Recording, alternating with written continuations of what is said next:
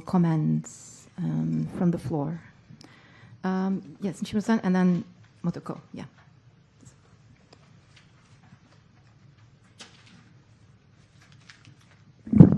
Nishimura, freelance. Thank you very much for today. As you said, I see some kind of structural problem inside self-defense forces. I wonder what the people around you was doing when they see the sexual assault in front of them. So if someone around you protected you, you would not have indicted those three people. And is there any structural problem inside SDF if you see something about it? Thank you. フリーランスの西村と申します。自衛隊の中でも構造的な問題があるというふうに見えるんですけれども、当時そのわいせつ行為があったときに周りの人たちはどのような行為、どのような反応をされていたのでしょうか。もしその時に誰かが五ノ井さんをもし守っていたのであれば、このような事態に告発もして、それで裁判になるような事態は防ぐことはできたと思うんですけれども、自衛隊の中の構造的な問題についてどのようにお考えでしょうか。全体的なのはちょっと私は分からないんですけど、私がいた部隊では被害があったと、調査を行われてはいたんですけど、誰一人証言が出てこなかったっていうのもありましたし、身内内で男性隊員同士が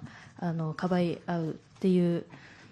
こともありましたし、口裏合わせをしたりとかいろんなことがあって証言が出てこなかったっていうのもありました。I'm not able to speak about the overall situation. However, within the troop in which I was based, where I was stationed after the assault, an investigation did happen internally. However, there was not a single testimony or a single person who spoke out about having witnessed anything. We could see that the male members of the troop were covering up for each other and they were not speaking out about this, and so not a single person said that they had seen anything.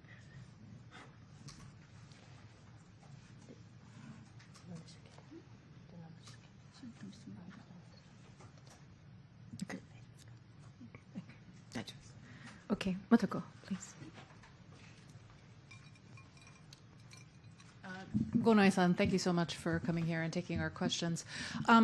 As a result of your speaking out and your case, the Defense Ministry launched an investigation and had some pretty striking findings, and leaders all the way up to General Yoshida and the Defense Minister have promised to change the culture and reduce the number of assaults and try to create the world in which you described. Do you believe them? Have you heard, I know you're not part of the SDF anymore, but have you heard that there are any measures that you believe will improve the climate inside the SDF? And thank you. 本日は五ノ井さん、本当にお時間ありがとうございます。今回、五ノ井さんが告白してから防衛省の中にも調査が行われました。それがかなりハイレベル、本当大臣レベルまでもその話が届いているということなんですけれども、その大臣または吉田さんなどの発言の中で、自衛隊の中の文化を変える、このようなことは今後は防ぐ、予防をする、または五ノ井さんが話されたような世界を作ることを目指すというようなことが自衛隊のトップとしては発言はされているんですけれども、今は中にはいらっしゃらないと思いますが、そのような話を信じることはできるのでしょうか。改善に向けて何か取り組みなどが自衛隊の中で今行われているなどという、もし聞いている話ですとか周りからまたご自身の考えについてコメントをお願いします。そうですね、私は最初から声を上げるときも、組織が根本的に変わってほしいという思いで、声を上げてきたので、もちろん組織が、少しずつ変わることは今も信じてますし、今現在も、女性隊員に対しても、配慮がある部隊は増えてきているっていうのは私の耳には入っているので、まだまだそういうハラスメントはあるところはあると、聞いてはいるので、すぐに変わるとは思ってはないんですけど、こういう少しずつ、今回の私の裁判の結果でもあるように笑いを取るためで行った行為は犯罪に当たるので、しっかりそれを、意識の改善をして、再発防止に向けて少しずつ取り組んでほしいなとは思っています。Since the time, or at the time that I first spoke up about this, I did this also because I did want to see fundamental change within the institution, within the self-defense forces. So even now, I do believe that little by little, the situation will continue to improve, to get better. I am hearing also that there are more troops which are having more consideration, for example, for female members within the SDF. However, at the same time, I am also hearing about harassment still existing in certain places within as well. I don't necessarily expect that there will be immediate overall change. However, I think that little by little we will be seeing improvements. We are seeing improvements. And I think that the verdict in my case yesterday will also help to make sure that people will understand that even if they think that they are doing something to make people laugh, that a crime is a crime. And this will allow them to be more aware of this. And I hope that there can be more steps to improve the understanding of this and to prevent reoccurrence and create the better overall improvement of the SDF. Okay, thank you. Yes, please. If you can, please state your name and affiliation. Thank you. お名前と所属の方もお願いします。質問は日本語でも英語でも大丈夫です。ロイタの村上です。今日はありがとうございました。悪いことは悪いと声を上げる重要性についてもいろいろと言及されてきましたけれども、五ノ井さん、五ノ井さんが被害を訴えられてから自衛隊内でも声を上げていくっていう流れができていると感じられていますでしょうか。五ノ井さんが被害を訴えられて自衛隊内から個人的に五ノ井さんに連絡があったり、どういった反応があるのかを踏まえてちょっと教えていただければと思います。お願いします。My name is Murakami. You have spoken today and on numerous occasions about what is wrong and how important it is to speak up about this. I'd like to ask, in your reflection, since you first spoke up about this, have you felt that there is more openness or more ability for people to speak out from within the SDF about these kind of incidences? For example, have you had people from within the SDF contacting you directly, or what kind of response has there been, or have you personally experienced? 自衛隊では特別防衛監察も行われていて、その時に声を上げられなかった隊員の方たちが勇気を持って初めて上司の方に話せたとか、それは女性隊員だけではなくて男性隊員の方もやっぱパワハラに遭っている方もいるので、そういう人たちが少しずつ声を上げていってるっていうのは私の耳には入っています。Since I first spoke out within the SDF, there has been a special investigation conducted, and within that there were many cases of people who earlier had not spoken out about any harassment that they had experienced, but as part of this investigation first spoke out to their superiors or as part of this as well. This was not only female SDF members, but also male members, for example, in relation to power harassment as well. So I do believe that little by little there are more people and there is more of an environment for being able to speak out. Okay. If I may ask a question to Ota-sensei about what's going to happen next, because the Fukushima District Court ruled these 3 men had committed forcible indecency against Gonoi-san. But I believe there were 5 people involved in this case, and there is a civil case also waiting to be resolved. So if you could please just tell us the next step. 司会から弁護士の太田さんに質問なんですけれども、昨日判決は刑事裁判での判決は昨日出ましたが、それは強制わいせつの有罪ということだったんですが、今回に関しては昨日の3名に対してではなく民事裁判も現在進行中ということで、そちらは5名が関わっているということなんですけれども、次何が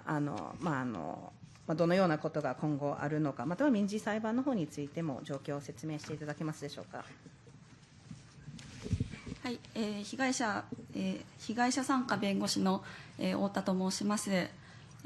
まず刑事事件の方に関してですけれども、昨日判決が出ましたので、今日から14日間以内に、被告人らが控訴するかどうかを決定します。で、控訴がなされなければ判決は確定します。で控訴された場合には審理が高裁に移行します。で民事裁判に関しては、その場にいた上司を含めこの刑事事件で被告となっている3名プラスその場にいた上司、指示をした2名も、被告として訴えています。で、5名のうち1名刑事裁判になっていない人ですけれども、その人との間では民事裁判においてすでに和解が成立しています。で、他4名については、請求を争っておりますので、これから、民事裁判については審理が継続していきます。So my name is Ota. I am the attorney appointed as on behalf of the victim participation in the criminal court, the criminal case. In regards to the criminal case, yesterday the verdict was made, finding the 3 defendants guilty. They have now 14 days for them to decide whether they will issue or file an appeal in regards to this verdict. If no appeal is submitted within these 14 days, then the guilty verdict will be fixed. If they do appeal, then it will go to the next stage in the appeals court, from appellate court from there. In regards to the civil case, which was mentioned, the 3 people who are the defendants in the criminal case are the targets of this, as well as 2 others who are superiors giving orders or instructions at the time. So there are 5 individuals as defendants in this civil case. One of the 5 who is not one of the people who was part of the criminal proceedings, a settlement has already been reached. However, in regards to the other 4, the civil case is still ongoing at the moment. すみません、1点付け加えますと、民事訴訟は国に対しても、請求をしておりまして、国との間でも今後まだ審理が継続していく予定です。And to add one point as well, the civil case is also not only these 5 defendants, but also against the state, and this is also ongoing at the moment. Okay. Yes, please.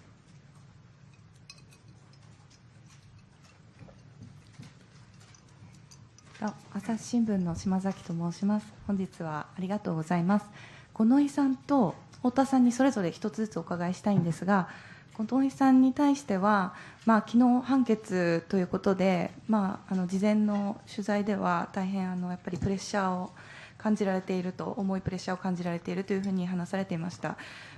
これまでも裁判所に行くたびにとっても辛い思いをされてきたと思うんですけれども、昨日の判決を率直にどういう思いで見つめて聞いていたのか、聞いている最中にどんなことを考えたのか、そして今日の会見までに何か考えられたことがあれば、ちょっとその気持ちのところを教えてもうちょっといただければと思います。で、あと太田さんに対してはですね、判決の内容でちょっとお伺いしたいんですけれども、性的な意図がなかったとしても性的な意味合いが強いというような裁判長は判断をしたと思います。この点について評価といいますか、お聞かせください。お願いします。My name is Shimazaki of the Asahi newspaper. I have one question for each Gonoi-san and Ota-san. First of all, for Ms. Gonoi, you mentioned prior to the issuing of the verdict to the media that you felt a very heavy pressure in regards to the case and in regards to what you would hear. I'd like to hear if you could share a little bit more about how you are feeling now, both how you were feeling at the time of the verdict that was being issued, for example, when you were listening to this, what you were thinking about, how you felt at that time, and also since then as well, from when the verdict was issued. Yes, and if I may, definitely, if I may add to this question. Can I finish the translation first? Sorry. So if you could share about how you feel since yesterday until today, and especially about emotionally how your situation is at the moment. Sorry. That's okay. There is a very related question just in now from Le Figaro's Régis Arnaud. He is asking, on August 1st, you collapsed in court hearing when a superior admitted that he had lied. Can you share what went through your head at this moment? まず小野井さんの質問に関連の質問がオンラインでは届いているので、それも合わせて紹介します。で、答えは合わせてで大丈夫です。こちらフランスのルフィガロのリエジス・アルノという記者からの質問なんですけれども、8月1日の時に裁判所の方で、女子が嘘をついていたということを認めた時に五ノ井さんが倒られたということがあったと思いますが、その時にどのようなこと、その瞬間どのようなことを考えていたのかについて合わせての質問です。そして太田さんへの質問も合わせて通訳します。判決の内容について、Sorry, that was the wrong language. I'll translate that into English. Sorry.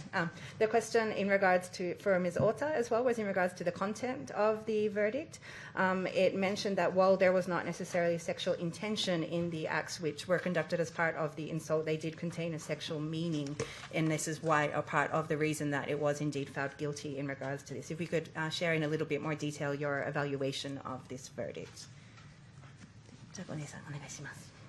そうです。判決出る前は本当に、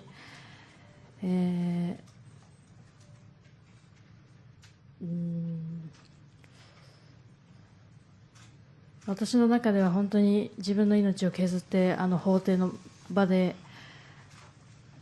立って彼らたちと向き合って、決審まで、初公判から決審までやってやっと判決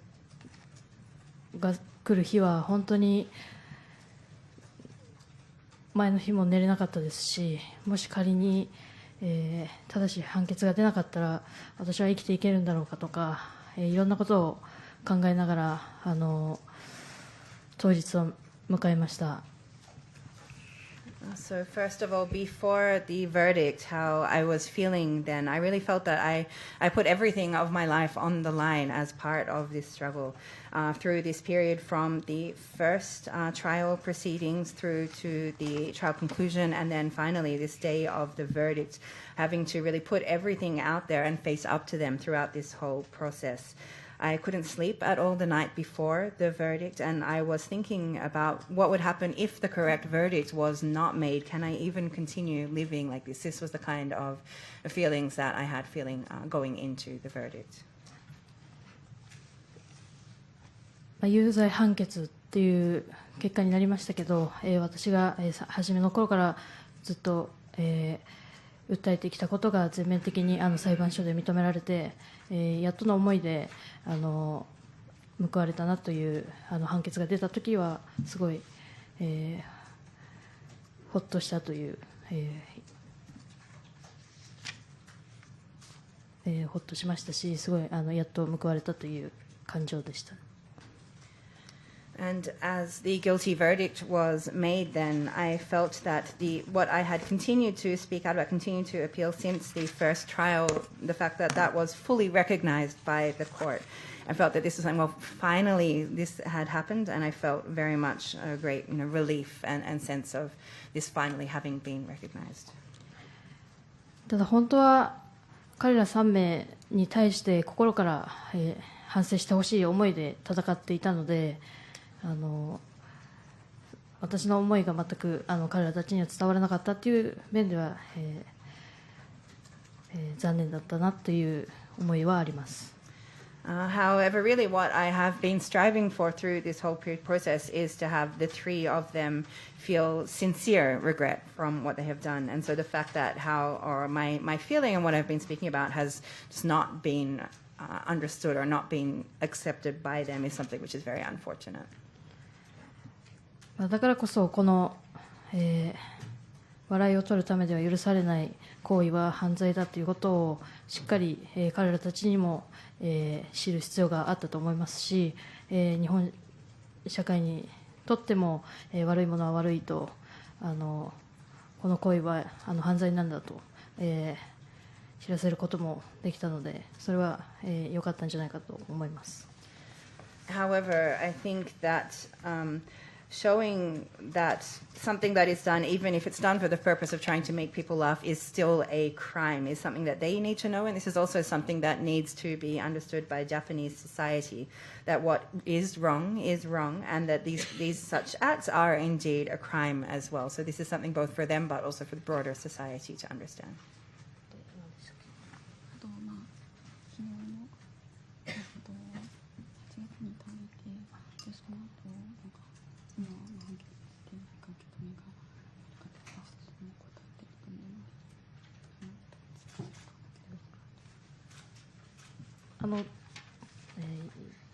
倒れたと公判中倒れたときは証言台にそうですね、被害の時の元上司の方、指示を出された方が、証言してくださった時だったんですけど、やっぱり、公判中の、空気感もそうですけど、やっぱ当時のことを、思い出してしまって、ちょっと血圧が上がって倒れたっていう感じですね。And in regards to when I collapsed during the court hearings as well, this was at the time when my former superior was speaking or within the court proceedings, and this was the overall feeling then at the time, but also throughout the entire proceedings, this was something which was reminding me or making me remember what had indeed happened, and this was the situation then. 私の方にあった質問ですけれども、状況としましては、被告人の一人が、五ノ井さんを、ベッドに倒した上で腰を前後に動かして振ったということは認めていたものの、それについては笑いを取るためにやった行為であって性的な意図はないんだというふうな主張をしていたことについて、裁判所が、判断したものですけれども、強制わいせつの行為というのはその主観的な本人加害者がどういうふうに、な意図で行っていたかだけではなくて、その行為が持つそのものの性質ですとか、もういろんな周りの状況ですとか、すべての状況、いろんな事情に照らして判断するべきですというふうに言った上で、今回の行為というのは性的な意味合いの強い行為ですし、本人も自分の判断で陰部を接触させていて、性的意味合いがないから強制わいせつにならないんだっていう主張は、通らないっていうふうに、ご判断いただきました。で、当該判断については当然のことだと思いますし、そういったわいせつ行為があったとしても加害者がそれが笑いを取るためだから大丈夫だっていうような言い訳っていうのは絶対に許されるものではないですし、その行為によって笑いを取るためであれそうでなかれ被害者は傷ついているので当然の判断かなというふうに考えています。And in regards to the question about the verdict, within this, the defendant admitted the fact that they had pushed her down onto a bed and then with his hips gone back and forth, and said that, however, he did this in order to make people laugh, however, without any kind of sexual intention, which was why he said that this was not recognized as this. However, the judge in his verdict said that in the case, such cases of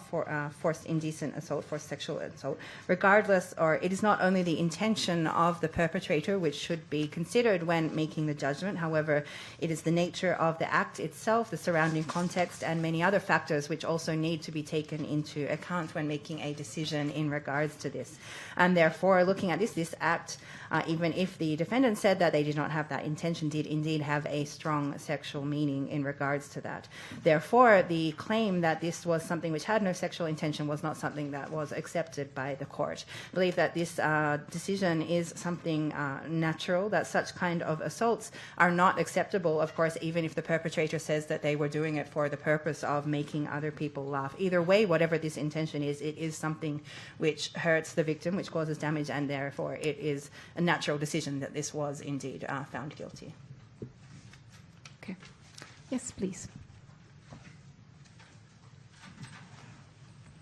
毎日新聞の明珍と言います。五ノ井さん、今日はありがとうございます。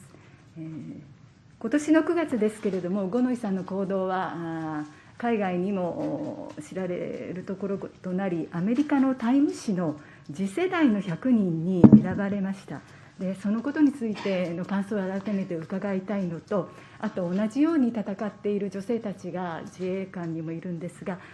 沖縄のですね、那覇基地にいた現役の女性自衛官がやはり今年2月に国外訴訟を起こしました。もしその原告にエールの言葉があればお願いいたします。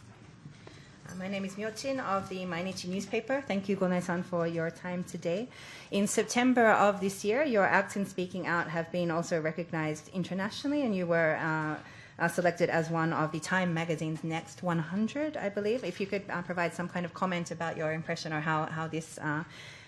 is for you. And next, there are other women within the SDF who are facing the same kind of struggles, the same kind of situation. There is one current SDF member in the Naha base in Okinawa who in February of this year also filed a legal suit. I'd like to ask if you have any kind of message of support to her.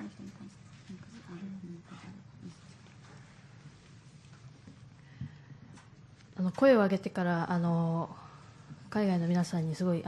評価していただいて私はいつもこの声を上げたことに対してずっと私の行動は間違ってたのかとかいろいろ一人で考えることがあったんですけどやっぱそこには誹謗中傷があったりとかいろんな言われたくない言葉もたくさん来た中で、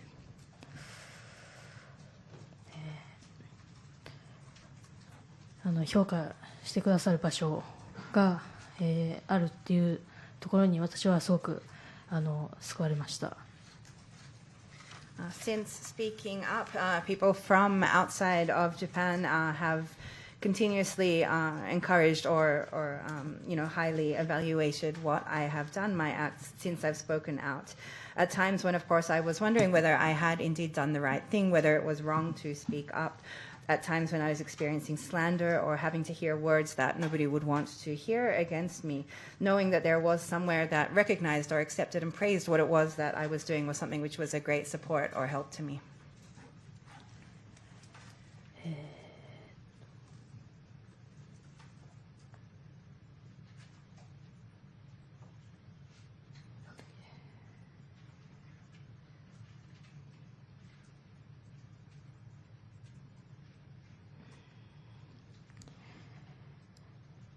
そうですね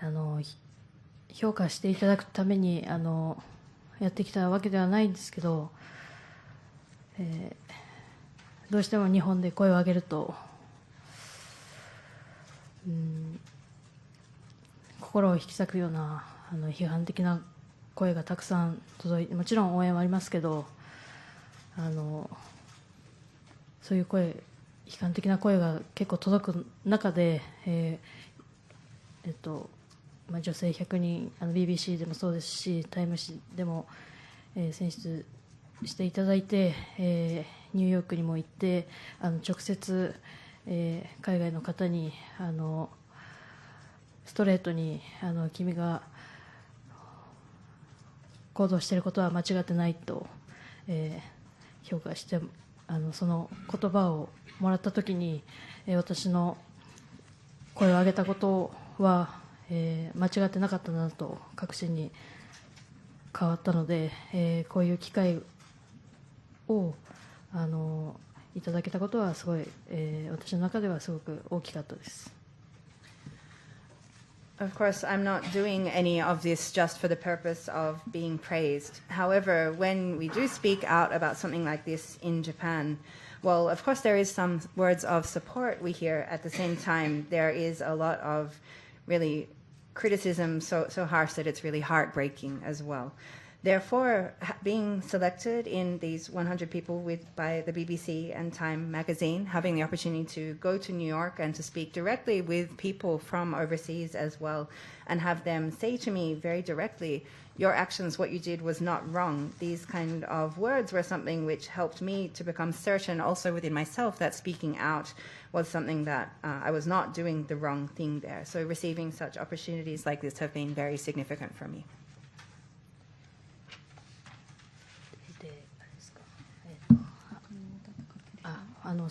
私以外でもまだまだ戦っている方はいるというお話でしたけど、私もあまり詳しくはその事件の内容とかわからないんですけど内容はどうあれ戦っている、身としては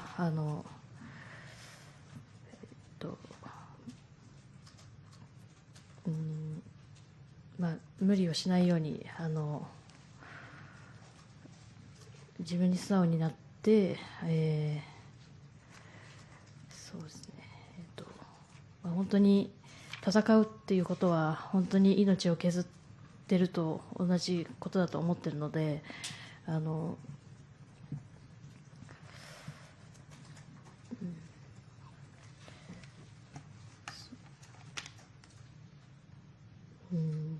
でも自分が真実だと思うことはしっかり貫いて、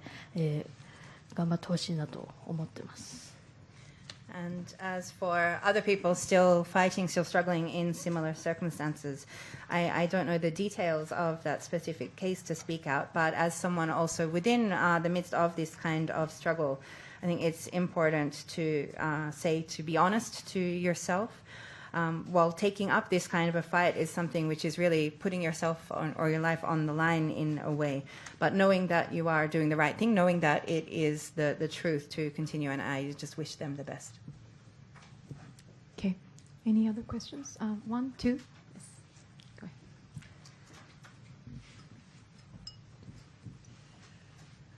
Thanks for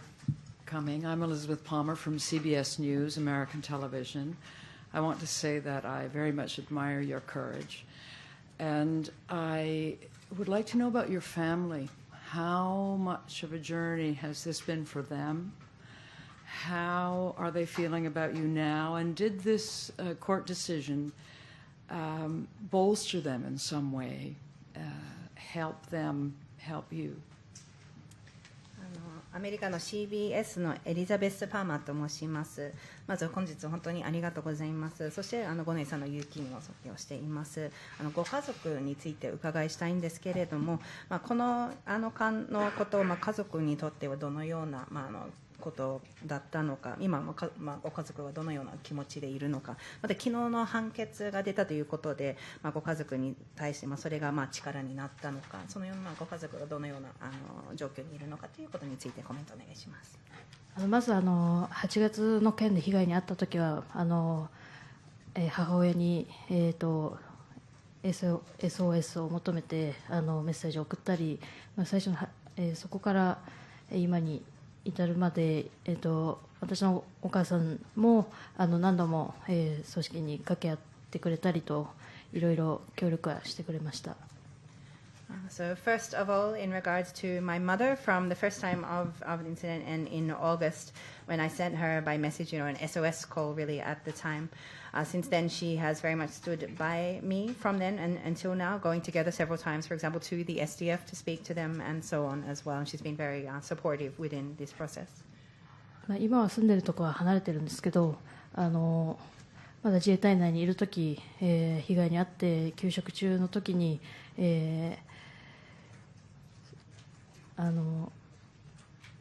そうですね、被害届を出して、そこから、私一人で戦ってきたんですけど、不起訴になってしまったときに、一番近くで支えてくれたのは、お母さんだったので、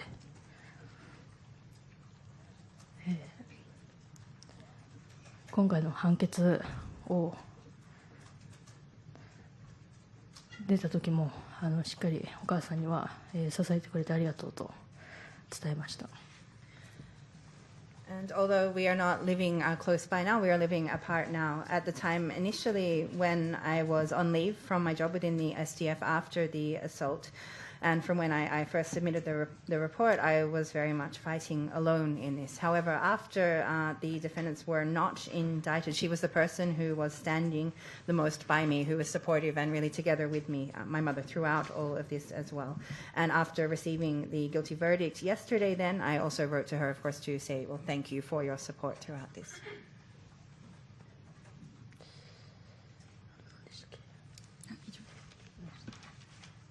Okay. Any other? Yes, please.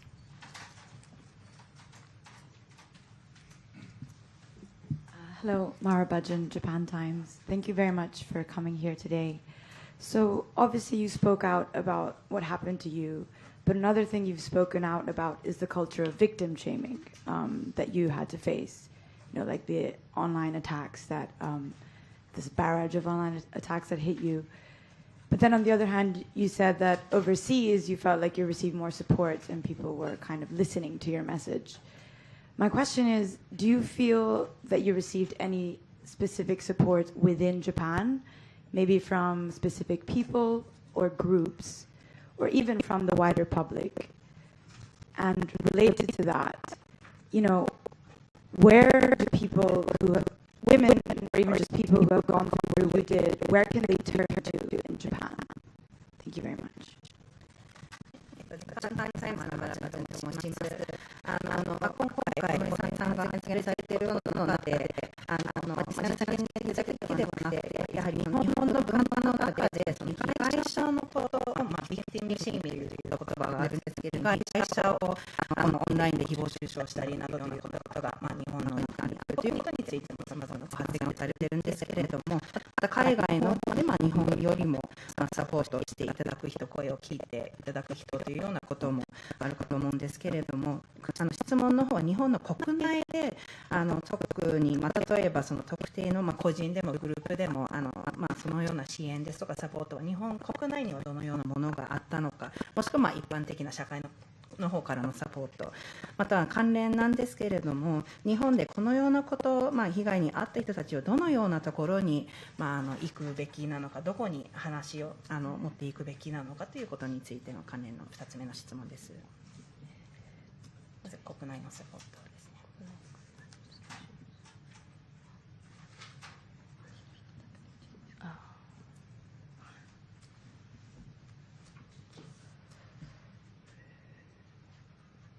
私が誹謗中傷を受けてた時は何か支援をしてくださる場所っていうのは別に探していなかったというか、私は本当に近くにいた友人とか、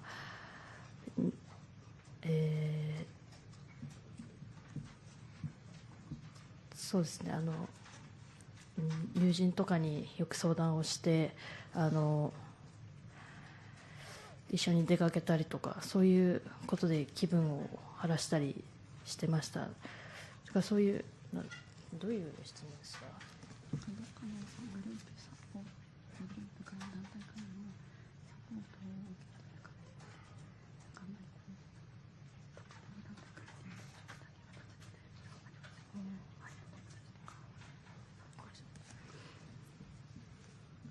なんだっけ、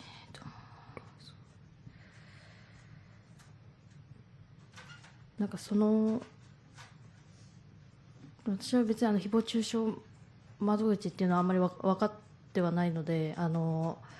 謗中傷を受けて傷ついたときは本当にこれは許せないと思ったものは警察に相談をしましたし、被害届も出してしっかり罰金30万円と侮辱罪で罰金30万円と何でしたっけ、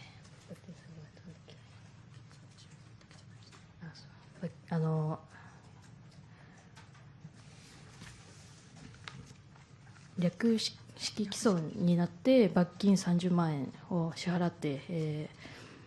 終えたものもあるんですけど、誹謗中傷に対してちょっと質問ずれるかもしれないですけど、誹謗中傷に対して思うのはやっぱり言葉は凶器だと思ってますし、それを受け取った側は一生の傷にもかかわらず、そういう心を、殺すような言葉を使った人は、たった罰金30万円で許される日本の法律はちょっと私はあまり納得はいってないです。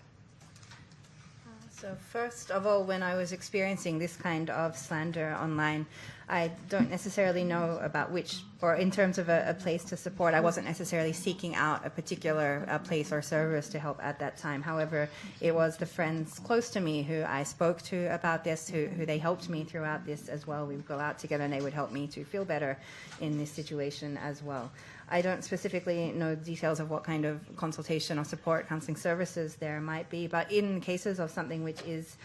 severe. I did also go to the police to file reports against this, for example, and there was a case where, in regards to online slander, also a fine of 300,000 Japanese yen was issued to the person responsible for this in one finding, for example. However, what I really feel about this kind of slander is that words are a weapon, and they are something which can really harm someone for, or cause lifelong harm. So when we have these kinds of situation of people using words that have the power of really destroying someone's heart or spirit in a way, the Japanese law, which all that they find them accountable for is a 300,000 yen Japanese fine. This is not something which I feel is enough or is acceptable. Any more? 1, 2. So, first you.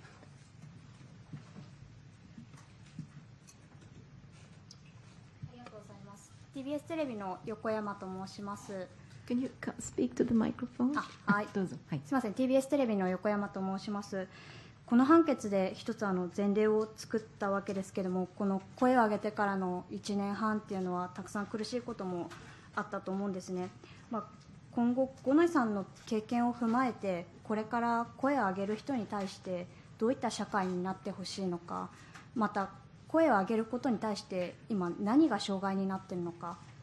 伺えますでしょうか。My name is Yokoyama of TBS. The verdict which was issued yesterday, I believe, creates a kind of precedent as well. While there were many difficulties for you in the past 1.5 years, when we think about your experience, or I'd like to ask, what kind of society do you hope to be created for people who have spoken out in this kind of way from now? And also, what do you think are the obstacles or the hurdles which prevent people from speaking out?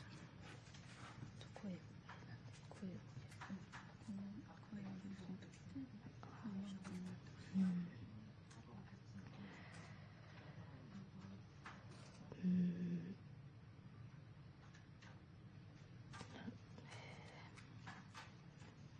本当にまだまだ声を上げられない人たちがたくさんいて、声を上げても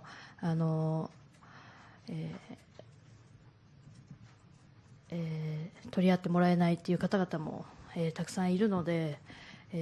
まず本当に、その場の環境をしっかり声を上げやすい環境になってほしいなと思いますし、私は本当に告発が正しい戦い方だとは思ってないので、こういう実名とか顔をさらしてやることがもう今後起きても欲しくないと思ってますし、こうなる前にしっかり今いる環境で声を上げて解決に導いて、お互い不利益がないような環境になってほしいなと思ってますし、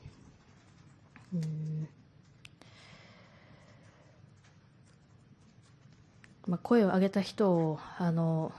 叩く世の中ではなくて、もっと、一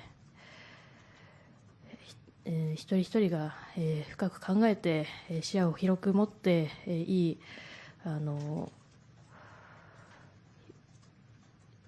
批判的な言葉じゃなくていい未来に向かっていくようなみんな考え方をしてほしいなとは思ってます。There are still many people who are now not able to speak out, or some who are speaking out, but this is not being listened to or action being taken in regards for this. I really hope that there can be in each environment, or it can be made easier for people to be able to speak out for this. As I said, for me, I don't think that having to speak out in this way or fighting in this way is the correct way that it should be.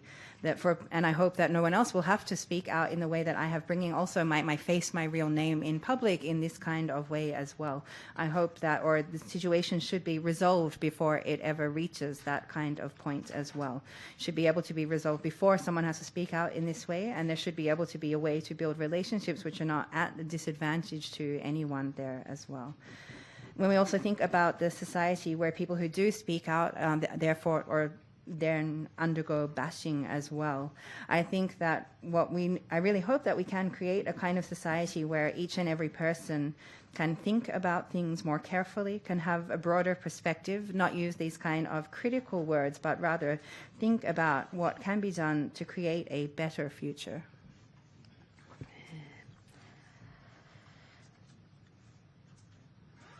声を上げる妨げになっていることについては、やっぱり私が舞台にいたときはもしこの件を誰かに話してしまったら情報がいってしまって言いづらくなってしまうとか、なんかそういう心境になったり、なんか悪くないのになんか悪いんじゃないかとか考えてしまったりとか、なんか自分を責めるような感じで持ってしまってたので、あとはハラスメントとかだったら泣き寝入りしてしまう人が世の中にたくさんいると思っているので、なので今回、私は性暴力とハラスメントってずっと言ってきましたけども、ハラスメントであっても犯罪、どうしてもなんかハラスメントと性暴力ってハラスメントの方が軽いってなんか思われてますけど、私はそう思ってなくて、ハラスメントだって犯罪なので、それを今回こうやって示したかったですし、コミュニケーションの一環であっても笑いを取るためであってもハラスメントと言われるものであっても犯罪は犯罪なので、しっかりそこは今回この判決に有罪判決で分かったと思うので、どんどん男女ともにですけど泣き寝入りせず声を上げていってほしいなとは思ってますね。決して悪いことではないと思っているので、はい、そうです。As for obstacles or things which are stopping people from speaking out, for me, when I was still in the troops, still in the SDF, I was thinking about, well, if I did speak out about this, would it be hard for me to stay here? Would it be hard for me to remain here? I was very worried and concerned about this situation. And although I knew that I was not in the wrong, I was feeling that perhaps I was doing something wrong, criticizing or blaming myself as well. And when we think about, of course, this harassment that many people undergo, but is often very much ignored or neglected as well. But I think that we need to recognize that both sexual violence and harassment are also crimes and should be called, therefore, as well. There is a tendency of people maybe to see harassment as something much lighter or not as serious. But we also really need to recognize that harassment is also a crime, and I think that the verdict yesterday, the guilty verdict, has shown this, has proven this as well. So showing that harassment, no matter what kind of situation, a crime is a crime, and this is something shown by the guilty verdict. This is something that I also hope that for both men and women, if they are in that kind of situation, that they should be able to not just let it by, but be able to speak out about this and not feel bad about doing so. And if I might just add, to support what Gonoi-san is saying about this ignoring or dismissing complaints about these sexual harassment or other kinds of harassment, I believe a report was commissioned by the Ministry of Defense in August, and it found 1,325 reports of harassment, but the victims are saying they felt passed around by counselors or thrown in the rubbish. And this is despite these people having met the counselors, so some of them said they never received a response even from the self-defense forces. はい、補足なんですけれども、今回の五ノ井さんの告白の後にも防衛省の中で調査が行われまして、8月にその結果が報告されたときに1325件のハラスメントが報告されたというようなことがありました。でその中でそのハラスメントを受けた人たちの中で、例えば告白をしてもカウンセラーと話しても、そこがなかなかちゃんと対応が取られてないですとか、反応も返事ももらえなかったなどというようなケースも報告されているということのハラスメントについて補足させていただきます。I think we have time for 2 more questions. Oh, we have 4. Okay, can you stay a bit more? Can they stay 5 more minutes? Like. Okay, so we have the final 4 questions. So please be very short. です。あと5分延長しますので、質問の方なるべく短めでお願いします。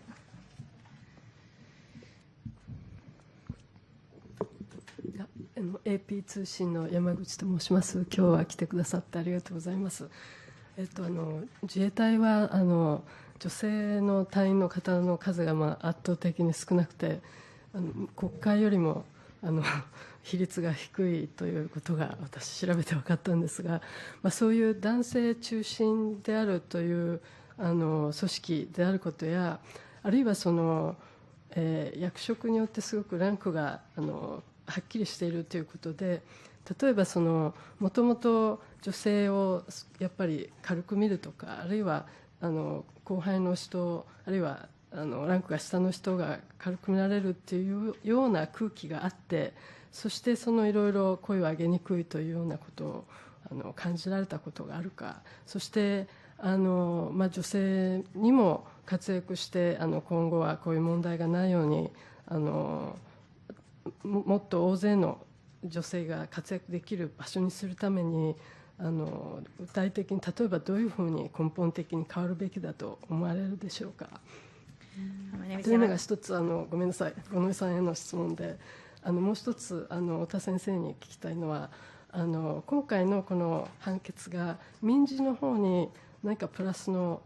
効果があるのかどうかということを教えてください。よろしくお願いします。My name is Yamaguchi of the AP. Thank you very much for coming today.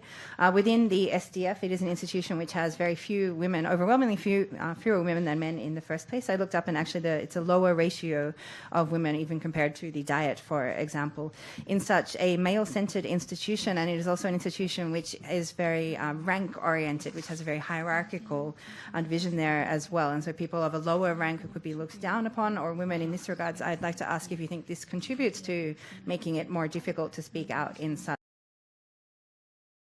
an institution. Also, of course, we hope that in the future it will be more possible for women to play an active role, and that there will be no such, or such cases can be prevented for the future. I'd like to ask what kind of fundamental change you would like to see in the SDF in order to enable that. And last, a question for Ms. Ota. Would like to ask if you think that yesterday's verdict will have any kind of positive impact on the civil suit proceedings. 一つ目の質問に関しては、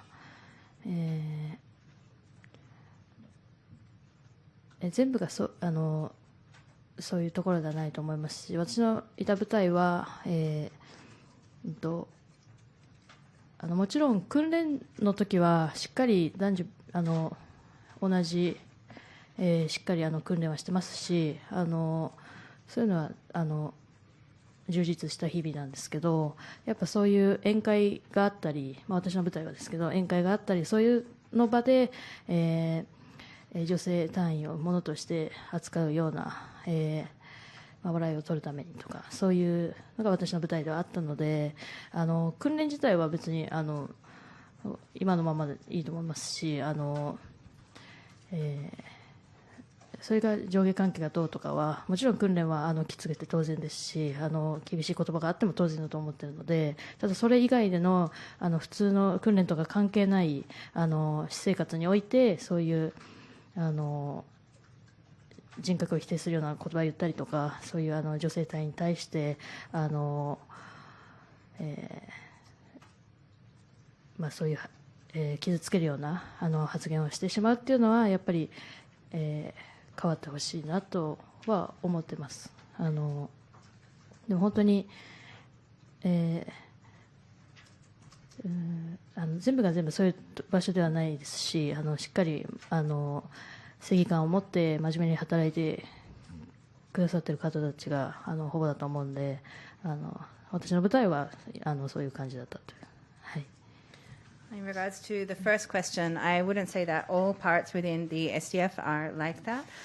For example, within the troop in which I was based during the trainings, both men and women were treated the same way, and I was able to spend very fulfilling time in that regards as well while we were working. It was the outside of the training times when there were drinks or these gatherings and so on of the troop where women were, treated as objects, treated as something for making fun of, or as a target for laughing, for example. So that within the training itself, that is not something where I see that there is a need for any kind of change. And I think that these kind of hierarchical relationships are, to an extent, of course, part and parcel or part of this training. There is also a time when harsh words are needed in the situation there itself, but I didn't experience that kind of issue within the training. However, it was in the unrelated private life where these issues were occurring, where female members were being criticized on a very personal level, where harmful statements were made regularly and so on. And this is something which I think needs to be changed. But I wouldn't say that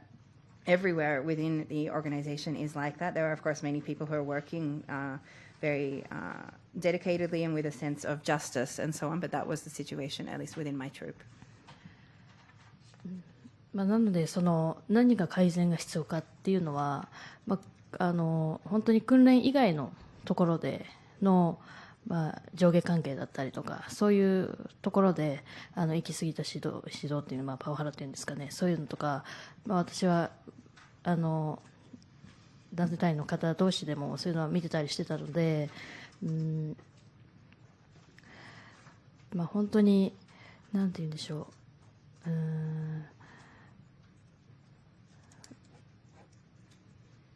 男性だからとか女性だからとかじゃなくて、本当にお互いが訓練以外でも働きやすい環境になってほしいなとは思ってます。And as to what kind of improvements are needed, I think this is really what is happening outside of the training. This is where the hierarchical relationships or acts which go too far, power harassment and so on. But how to express this, not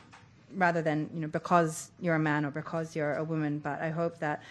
not only within the training but outside the training we can also create a kind of environment where it is easy for people to work together as well. であとはもっと組織内の、上司の方々がしっかり、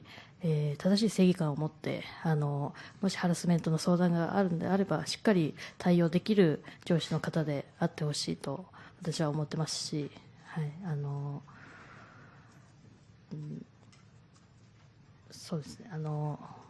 ちろん自分の保身を考えるのは分かるんですけど、やっぱり目の前でハラスメントで苦しんでいる隊員の部下の方たちがいればしっかり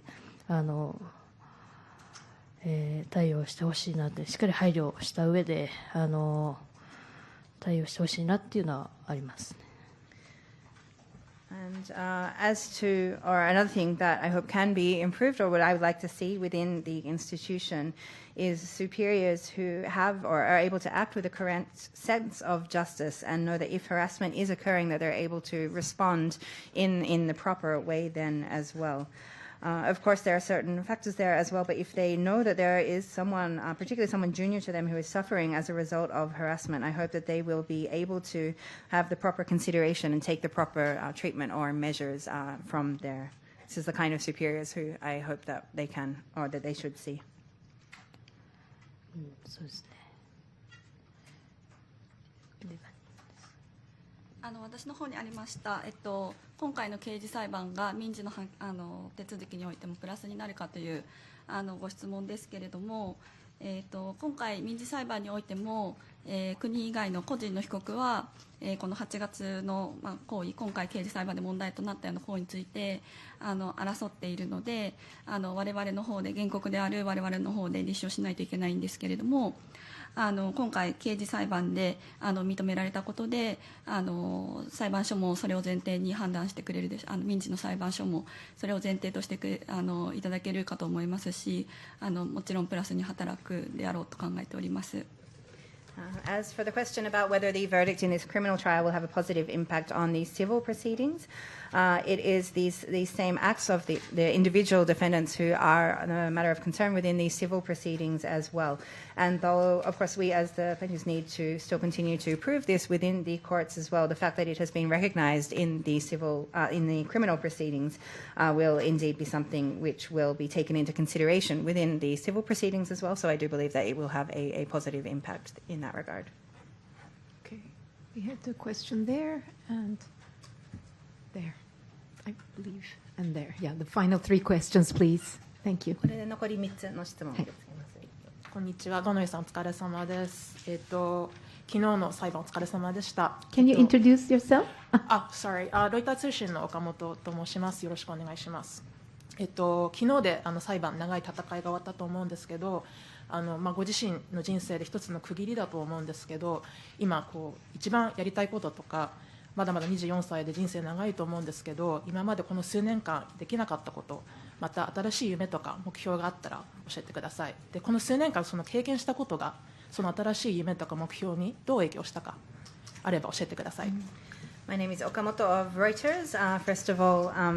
the long struggle throughout the proceedings has ended yesterday, and this is perhaps one marking point within your life as well. I'd like to ask if you're still only 24 years old, still very young, have a long way ahead of you, if there is anything that you particularly want to do from now, anything that perhaps you couldn't do during these past few years, or if you have any kind of new goal or a new dream, and if you do, what kind of influence your experience over these past years has had on that. そうですね、本当にこの判決まで自分の命を削って戦ってきて、まずはちょっと心を休めたいなと思いつつ、でも自分の人生なので、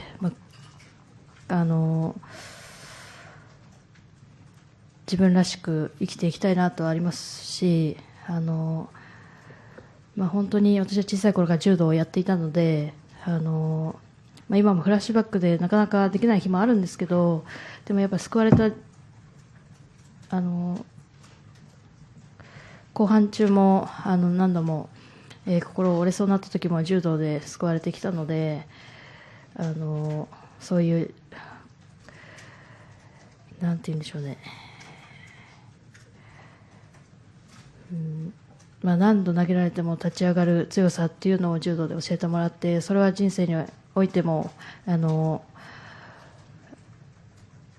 度世の中にいろいろ言われても何度でもその立ち上がる強さっていうのは柔道で教えてもらったので、そういう、人生において必要な力を柔道があると思っているので、私の生きがいである柔道を、今後、いろんな人に、柔道の体験を通して伝えていきたいなと思ってたり、なかなかあんまり今後については決まってはないんですけど、本当に今までできなかったことをやってみたいこと、いろんなことを挑戦して、この生きる姿を今までその強い姿しか見せてなかったかもしれないので、もっと普通の人間なんだよっていうのを表していきたいというか、本当に決まってないんですけど、とにかく自由に自分らしく生きていきたいなと思ってます。Until this verdict, really everything within my life and really putting everything towards this as well. So first of all, I want to have some time, first of all, to rest, both emotionally there as well, and have some time to myself in that regards as well. Judo is something which I have been doing since I was very small, and it's something that even during the days of the trial, it's been a great support to me, even at times when I felt that really my heart was perhaps even about to break. Judo was something which was very helpful, despite the fact that on some days it was very difficult for me to do due to flashbacks which were coming back then as well. But judo is something which has taught me over the years how to stand up once again, even after you're thrown down so many times. And this is an important lesson, not only for judo, but also within life as well. And this is something which I've really been able to learn. No matter what I'm going through, no matter what is said to me, being able to stand up again from that is something which I think judo has taught me as a power or a strength that is necessary for life as well. So in that regards, with judo as in a way one of my purposes or a sense for living, I hope to be able to create more opportunities for many other people to experience judo in the future as well. I haven't necessarily made or nothing decided about that, but I want to also try many new challenges of things which I haven't been able to do in this time until now. Also, until now, I've only perhaps been able to show my strong face, but I also want to be able to show that I'm just a normal human as well, show this normal side there as well. So while it's not decided yet, I'm looking for, or I'm hoping to be able to live free and live true to myself from now. あとはそうですね、やっぱハラスメントに対してここまで戦ってきたので、私の言葉が誰かの勇気とかきっかけに変わるんであれば、どこかに行ってお話をしたいなと思ってますし、そうですね、やれることはいい世の中になれるんであれば、いろんなことをしていきたいなと、この経験をそうですね、声を上げる大切さをいろんな人に知ってもらいたいなとは思ってます。And also in regards to the harassment, what I have been standing up and fighting against till now, I hope that if in any way my words can provide some kind of a courage to someone or some kind of encouragement or moment for someone else to speak out as well. This is something which, if I can, through this or being able to utilize this experience to contribute to making a better world or recognizing the importance of speaking out, I also want to continue to do things in regards to that. Okay. Yes, please.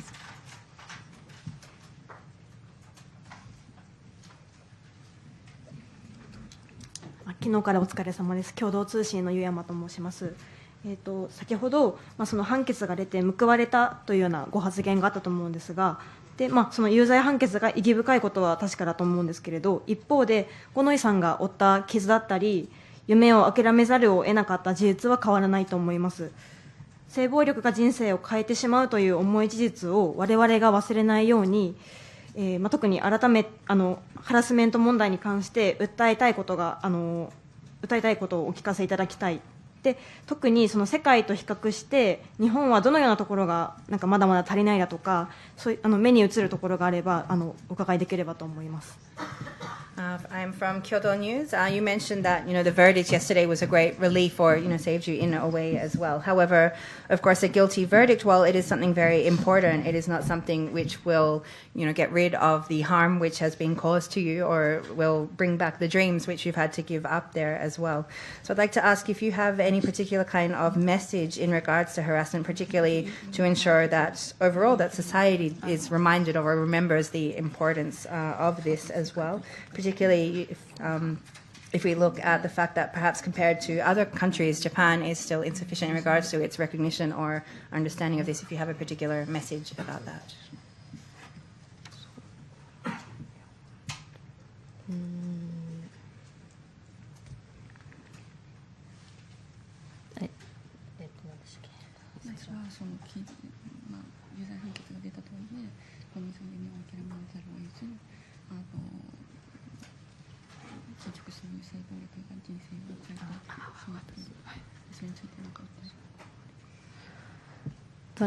先ほどその質問で性暴力は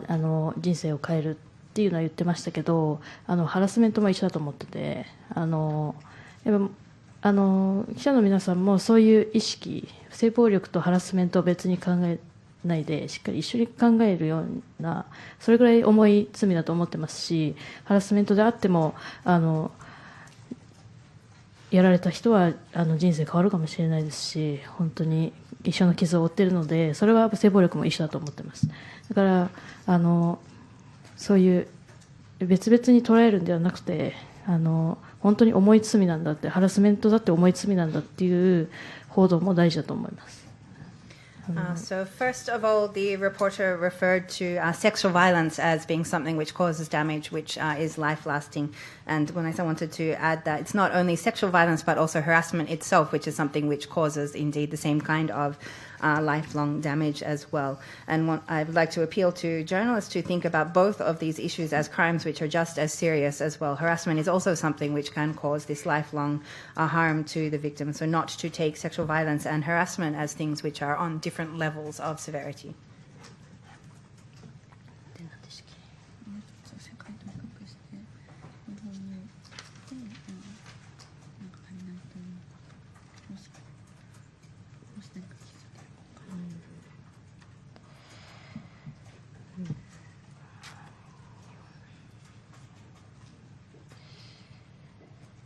ぱ日本ではやっぱり声を上げる難しさが結構あると思ってます。まあこうやって世の中に声を上げるっていうのも難しいですし、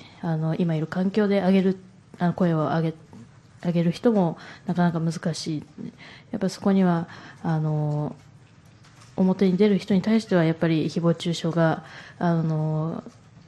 来てしまうっていうのがあるので、まあ、中で声を上げてもな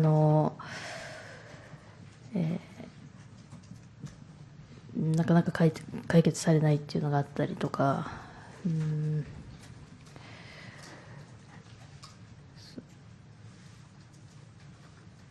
そうですね。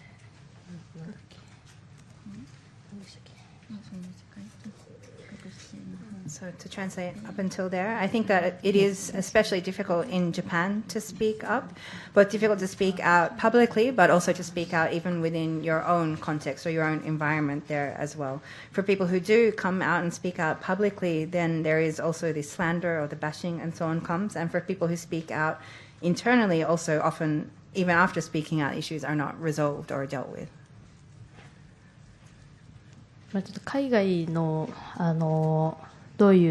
海外で声を上げた人はどういう海外の人たちの反応がちょっと私は経験したいのわからないんですけど、だからその違いがよく分かってはないんですけど、ただ違いが分かるとすれば、こうやって表に声を上げた人に対して海外の人たちはしっかり評価をしてくれる場所があるっていうのが声を上げた人にはすごい救いなんじゃないかなと思います。まあ、その反面日本ではやっぱり誹謗中傷とかしか思いつかないといいますか、なかなか評価してくれる場所はないんじゃないかなとは思いますね。そういう人たちに対して、まあ、もちろん評価をされる声を上げている人たちって評価されるためにやってるわけじゃないと思ってますし、なんですけど、やっぱ報道の仕方もそうですけど、ま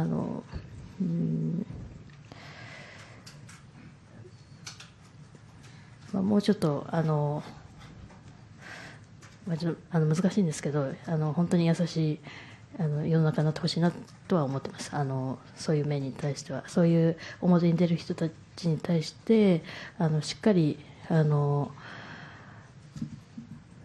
とすみません、ちょっとまとまらないんですけど、Maybe until then the interpreter can. Just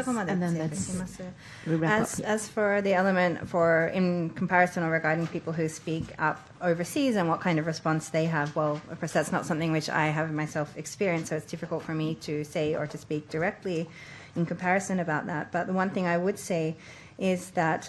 in regards to people who are speaking out publicly in this kind of way, I felt that there are these kinds of words of encouragement, or this is something which is seen as a positive thing from people overseas. However, in Japan, I think that what we see more is a slander, or that's really the only response for people who are speaking out, this backlash against them in that regards. Of course, we're not doing this just for the purpose of being praised or being encouraged in this kind of way. But I would also say maybe in regards to also the media reporting about this as well. It's difficult to find how to express this, but I just wish that we could have more of a society which is kinder, especially to people who do speak out publicly about this, but it's a bit hard to summarize my thoughts. Thank you. I'm going to have to ask the last, please, question to be posed because we are running out of time. Thank you. これで最後の質問とさせていただきます。読売新聞の溝田と申します。本日ありがとうございます。何度か苦渋の決断の末に声を上げたというふうにおっしゃっておりまして、声を上げる非常に勇気が必要なことだと思います。我々が想像することが難しいほどの辛さがあったと思うんですけれども、最後に声を上げられた、その苦渋の決断の末に声を上げられたそのきっかけ、最後背中を押したもの、ご自身の中で何か誰かの言葉ですとか、過去の経験ですとか、先ほどちょっと柔道のお話も出ましたけれども、そういったものが何かこのファーストステップを踏むその背中を押したものがあるのであれば教えていただけますか。ありがとうございます。My My name is Mizuta of the Yomiuri. You've mentioned several times that it was a very difficult decision to decide to speak out. And this is something which I think needs great courage, which is perhaps difficult for all of us to imagine just how difficult that would have been. I'd like to ask if there was a particular anything which made you make that decision actually at that moment, if it was any words from a particular person, if it was any experience that you had before. You've spoken about judo and what that has taught you as well, but was there any particular word or experience or something which it was that pushed you to make that final decision to speak out publicly? 声を上げる前までは本当に、悔しいことだったり悲しいことだったり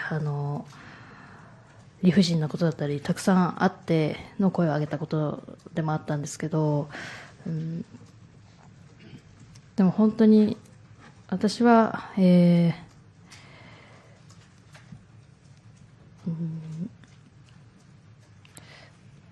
そうですね。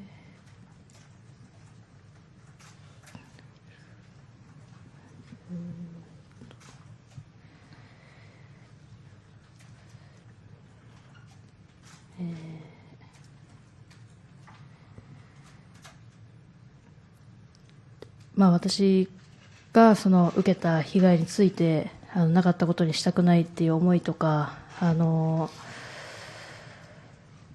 私の舞台でも同じような被害を受けた女性隊員もいたり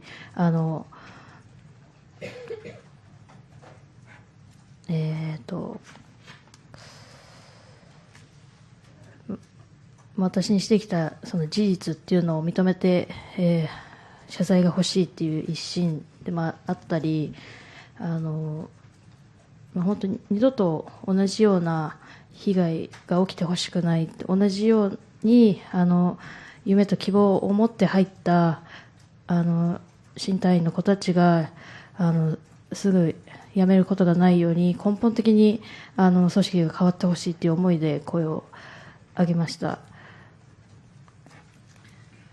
So before I spoke out, it was many things happened which were very frustrating or sad or unfair at the time as well.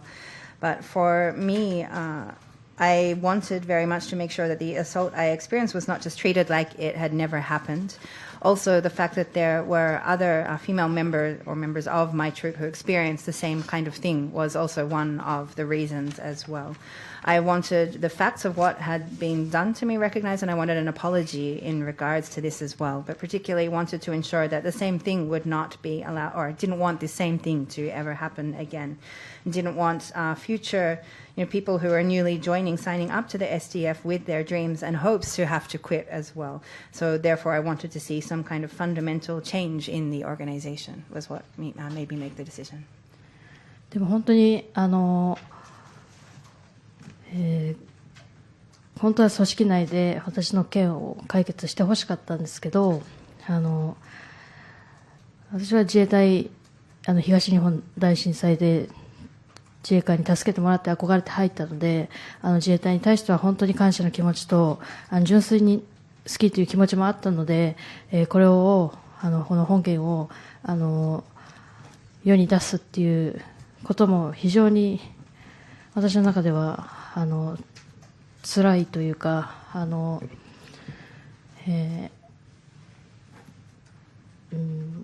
自分が夢を